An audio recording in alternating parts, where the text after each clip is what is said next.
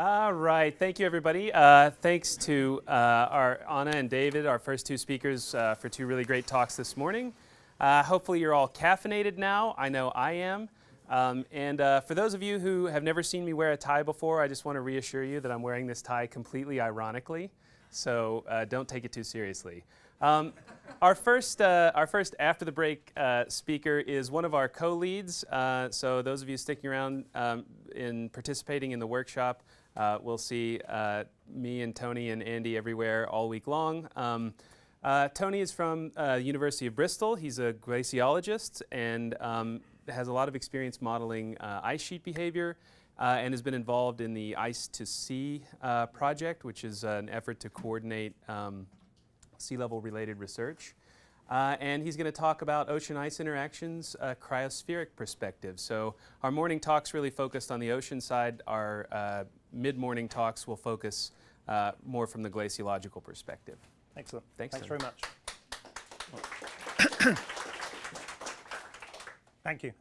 So I'd like to acknowledge my co-workers, Steph Cornford, Rupert Gladstone and Dan Martin, who works at Lawrence Livermore, and many of the results that I show are due to their work. Outline of what I'll talk about, some evidence of why we believe the oceans are important in generating the changes that we observe in Antarctica. The elephant in the room is the marine ice sheet instability. I'll talk about that briefly.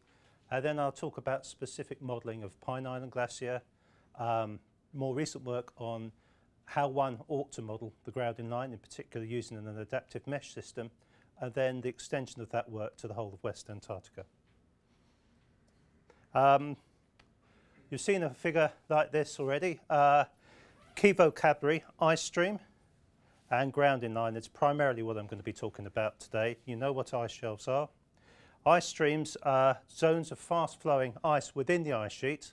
And here's an illustration showing in the lighter, in the white and blues, fast flow, and that could be of the order of kilometre per year, for instance. And these ice streams are embedded in the ice sheet, where typical horizontal flows are of the order of, say, 10 metres per year. And much of what I talk about, and much of the observations, are related to ice streams rather than this passive, fairly slow-flowing ice sheet. Here's some imagery of ice streams. They're typically 40 to 50 kilometres wide. Here's an aerial shot of one. They're characterised by very abrupt shear margins. So there's at least an order of magnitude difference in the horizontal flow here, slow flow, very smooth ice surface, crevassed ice surface here, fast flow. And this is type of imagery that I'm sure Eric will show later on of showing the velocity as measured from space, use a technique called interferometry for a particular ice stream in Antarctica. This is Pine Island, which is our poster child, and we'll return to Pine Island quite a bit. Now, you're all here because you believe that the oceans and the ice interact. So I'm not going to go through a huge amount of evidence as to why we believe that is the case. This is just an image from Hamish Pritchard's Nature paper of a couple of years ago, where he shows in red ice shelves that are thinning based on altimetry. This is a LiDAR system, spaceborne LiDAR system. Red ice streams that are thinning, yellow ice shelves rather that aren't doing very much.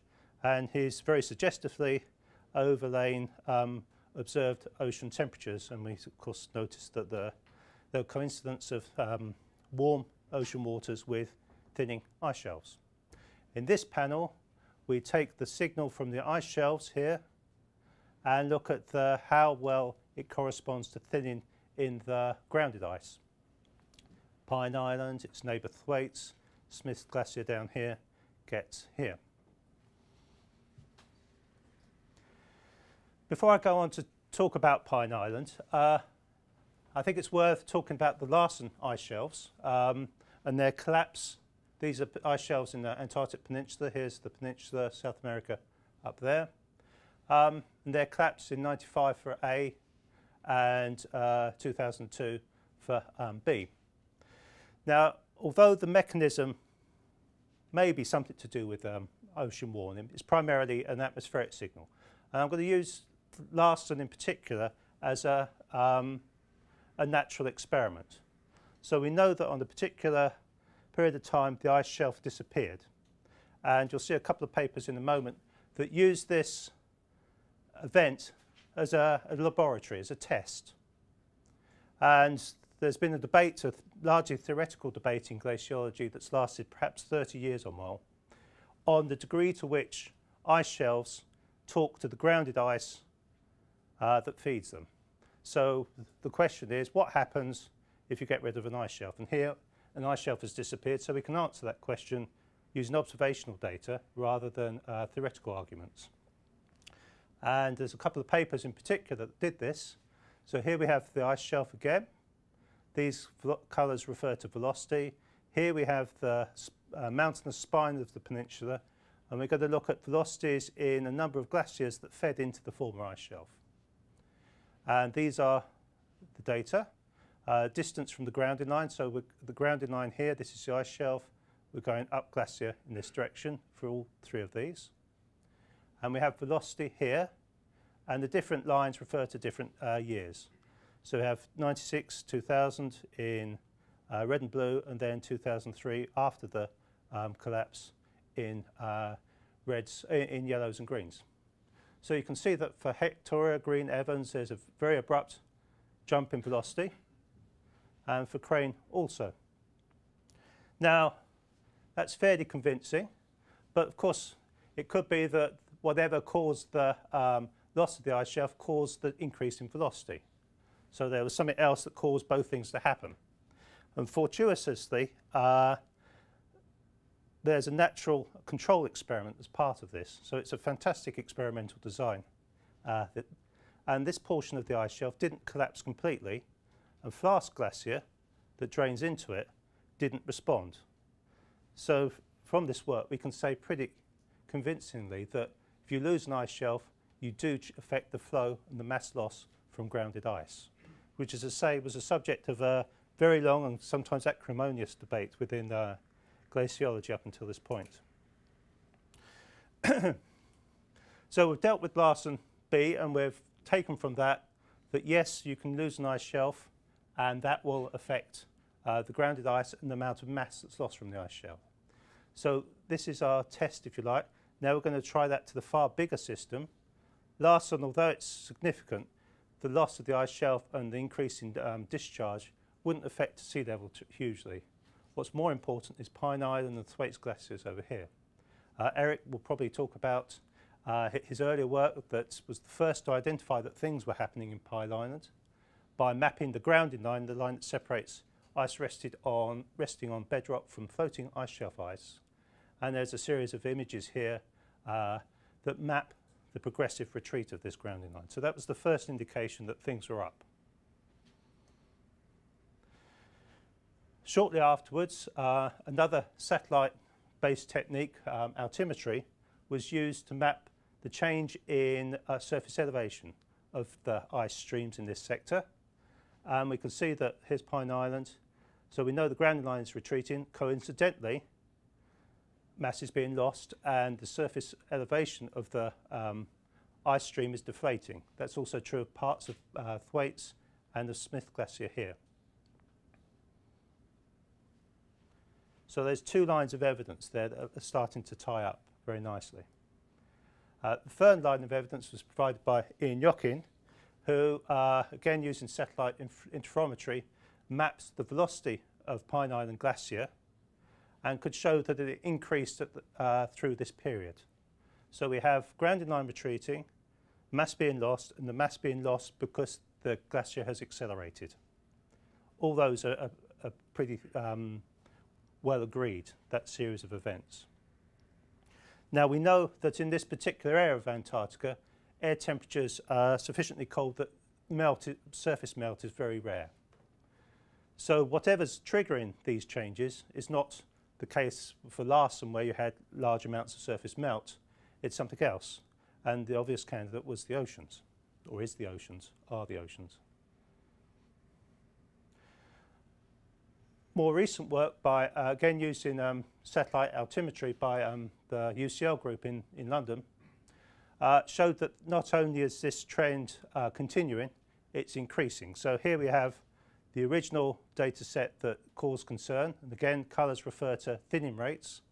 So the bluish colours are roughly, let's say, 2 metres per year thinning. Green, yellows, not much happening. That was in 95. Using a slightly different, different satellite, but similar technique.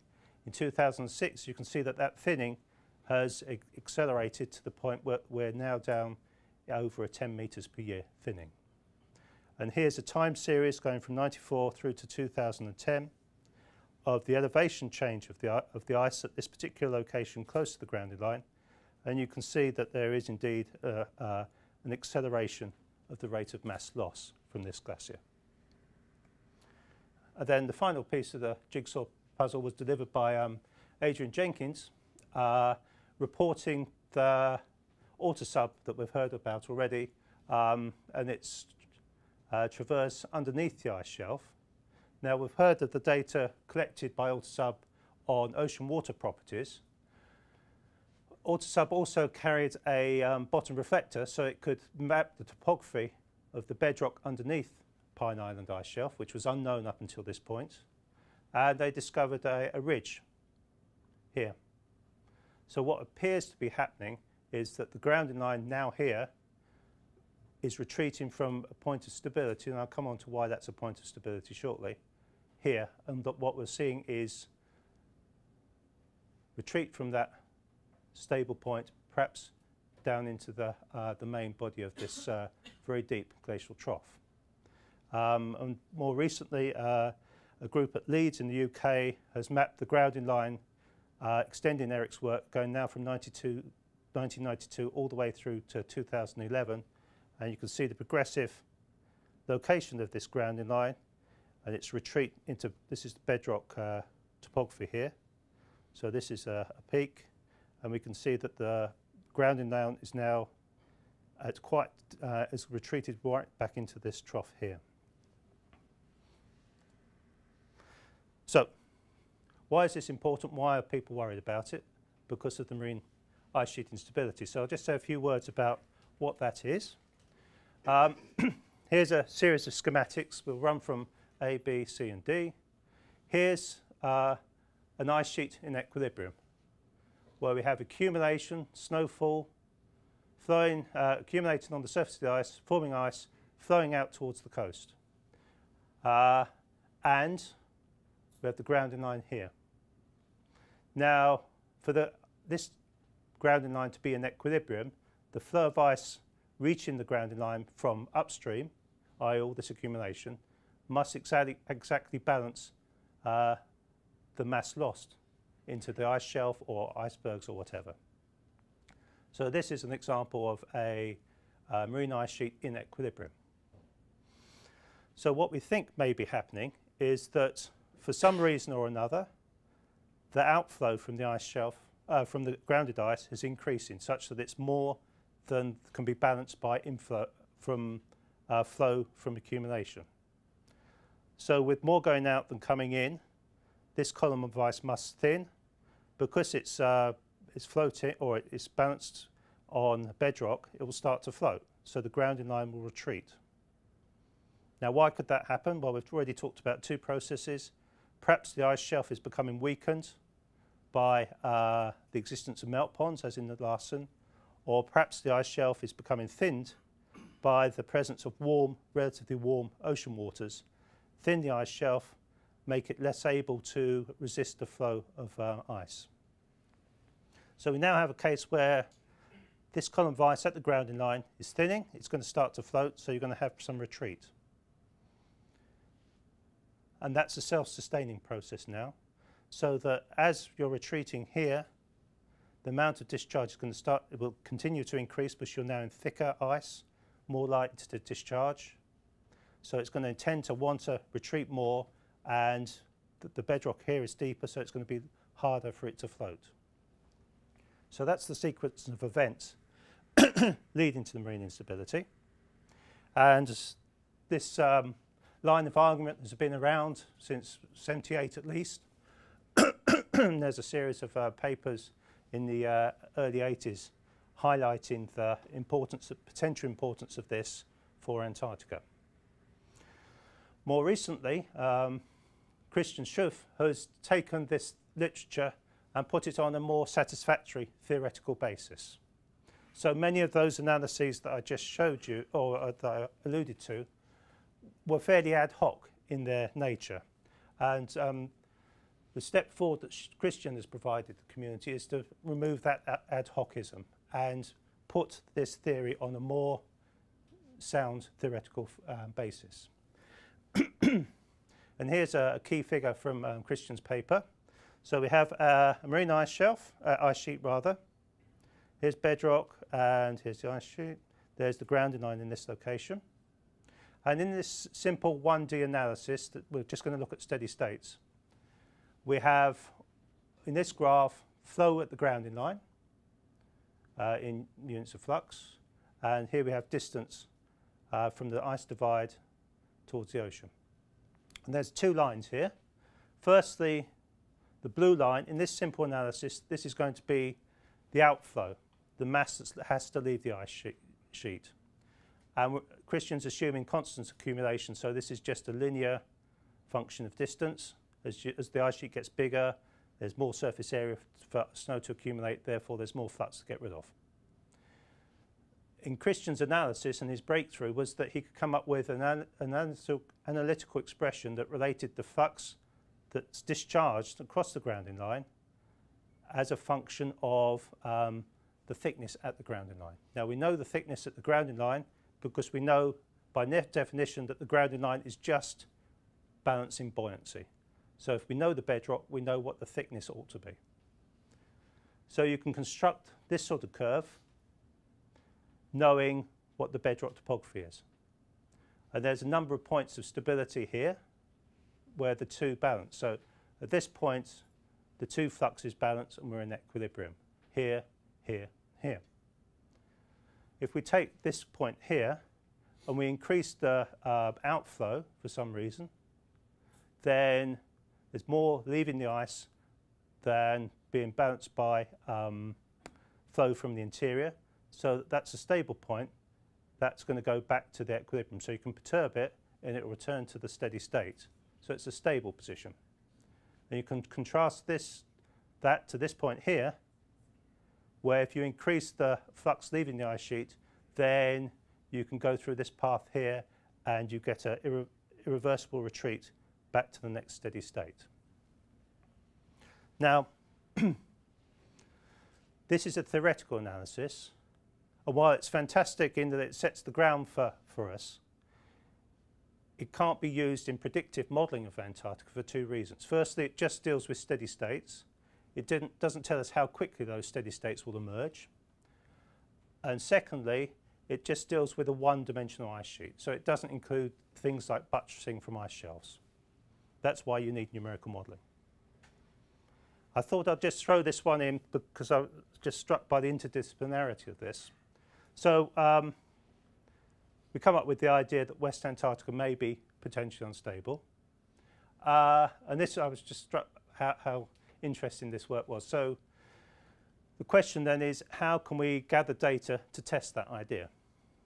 This particular group of workers have used the genomics of bryozoans, which are sedentary organisms at the base of the on the sea floor, and looked at the genomics of various communities around Antarctica, and found that actually the Ross Sea and Weddell Sea communities are very closely aligned in their genomics, suggesting that they must have been talking to one another very recently, perhaps during the last interglacial 120,000 years ago. I'll just put that in as a side because I'm struck by how interesting it is to use different tools rather than the usual geophysical tools that we employ. So coming to numerical modelling of ice shelves and ice sheets and grounding lines indeed. On the face of it, this is what you ought to do. However, there's a body of work over the last 5 years or so that's suggested that if you do this, you have to do it with great deal of caution.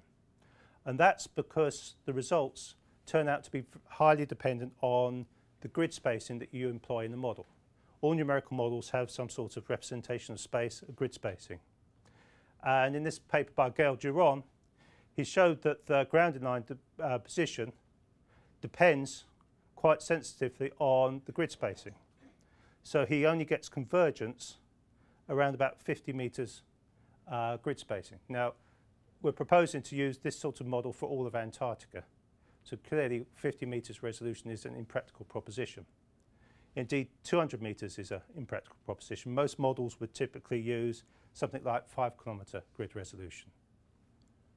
So this is a severe challenge to the type of numerical models used to predict what's going to happen.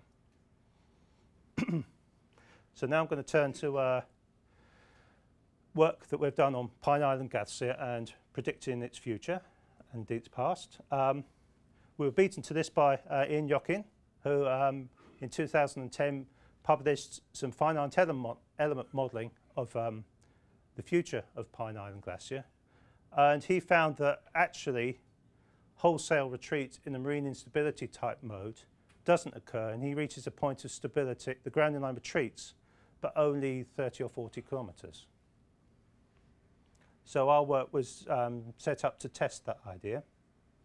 And what we developed was a toy model, a flowline model of the Pine Island system that included a box model of melt rate calculation. So it had the 3-equation model in it, and it had conservation of temperature, salinity in the cavity, but in a fairly cartoon fashion. And the idea is to force that model with a projection of ocean temperatures to see what happens. The advantage of having a small flow line model that's easy to use is that you can run it many, many times. So we ran 5,000 different combinations of these parameters, which relate to ice flow and geometry, all the unknowns that we have on the ice sheet side of the equation. And the results are shown here. So it's quite a complicated figure. Here's grounding line position. So currently it's there, and then it may retreat in the future. This is time going from the roughly the present day there, up for 2 centuries. And these individual tracks just show for a particular model experiment, the grounding line location. Now you'll see that some are in grey and some are in red and blue. What we could do was use a comparison to observational data to test which of these 5,000 experiments satisfied the criteria that they agree reasonably well with observations. So that's why the bulk of these grey ones are ignored, because they don't pass that particular test.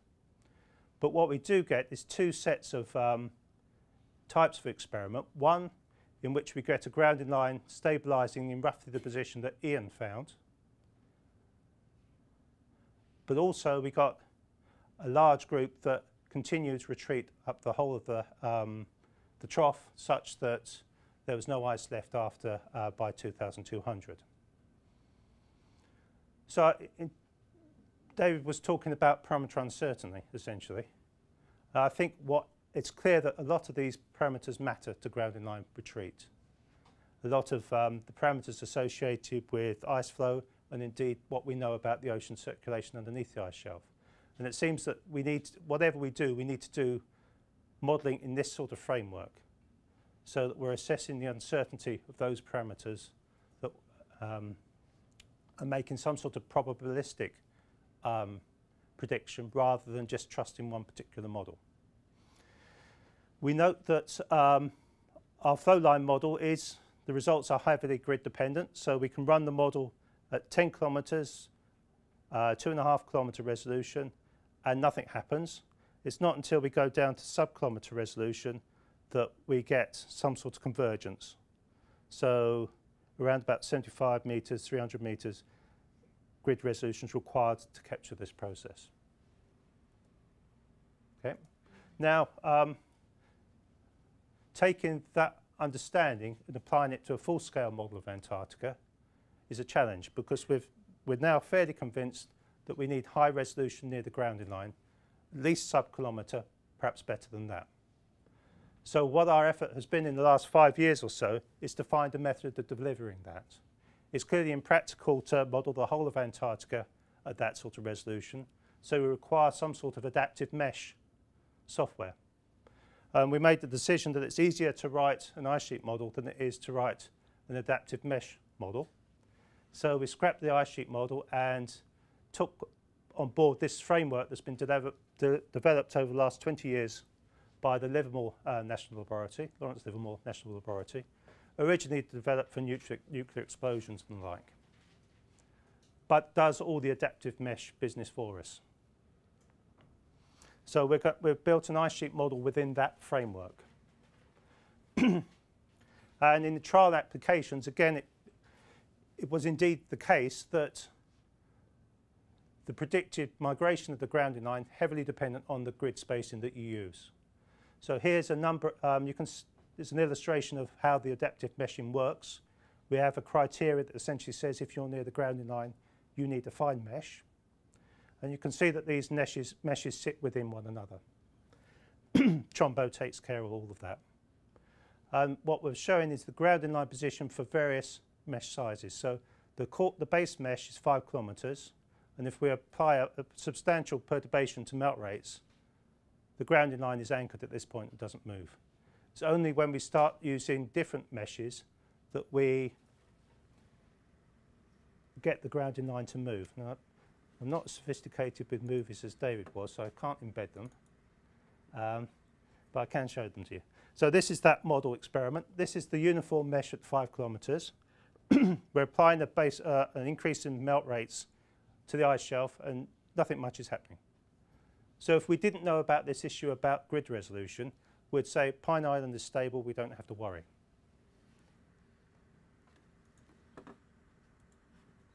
This is an example with 4 levels of mesh refinement, exactly the same forcing as I've just shown you. So we're down in the finest mesh to below a kilometre, probably about 500 metres or so.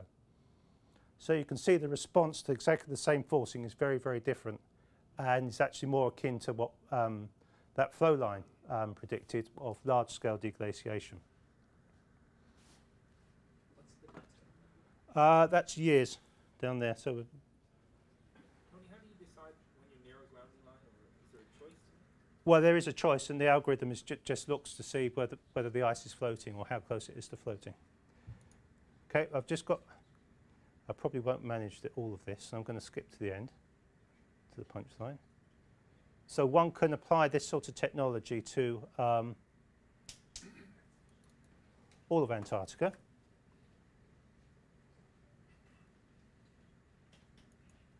And this was done within the framework of the European Union Ice to Sea project, where we collaborated with a group from Utrecht to provide projections of snowfall increase, and more importantly with the Alfred Wegener Institute, who used their regional model of the Southern Ocean to look at what may happen to melt rates and ocean temperature warming in the future. And you'll probably be aware of a paper by Hartmut Helmer, I think it was in Nature a couple of years ago, and his key result was that at some point the density structure of the ocean out here is such that warm water can circulate under the Weddell. So we used that data set plus other data for Pine Island on the warming. I think that model predicted ocean temperatures in the area around Pine Island to increase by 2 or 3 degrees or something like that, which is essentially circumpolar deep water sitting in Pine Island all the time. Now you can just about make out the grounding line current one in black, and then what I've shown, or what we've shown, are grounding lines at 2100, end of the century, and there's a red one and there's a pink one. Those are just different combinations of ocean forcing. So you can see that there is grounding line retreat, very extensive retreat around this ice shelf, the Ronnie Filchner, a little bit of retreat in the Ross, and in this particular experiment, Pine Island goes, but Thwaites remains pretty much stable, and Smith also retreats.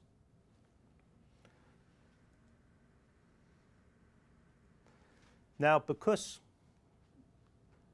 the only thing that happens is Pine Island is lost and this becomes an ice shelf.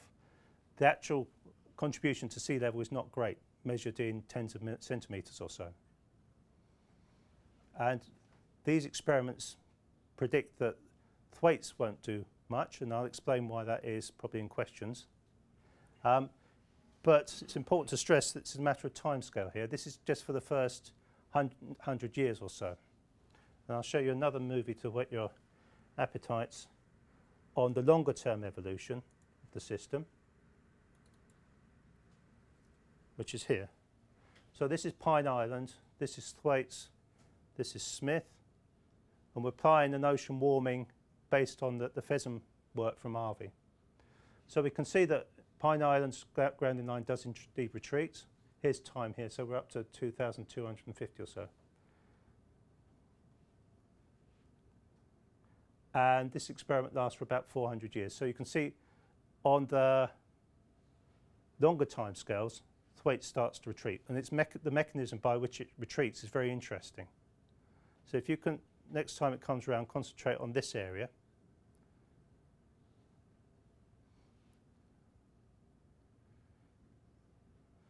So what appears to happen in the model is that Pine Island and thwaites talk to each other. And it's only, so we can see there's a fast flow element here, a little ice stream, and that grounding line starts to retreat. At some point it interacts with thwaites here, and the flow that was going over the grounding line of thwaites starts heading off down there. Now we know from the Schuff analysis that if the flow across the grounding line from the ice sheet is reduced in any way, then the grounding lines like to retreat. And that seems to be what triggers thwaites retreat, rather than a direct response to whatever's happening in its ice shelf. Tony? Yep, that's it.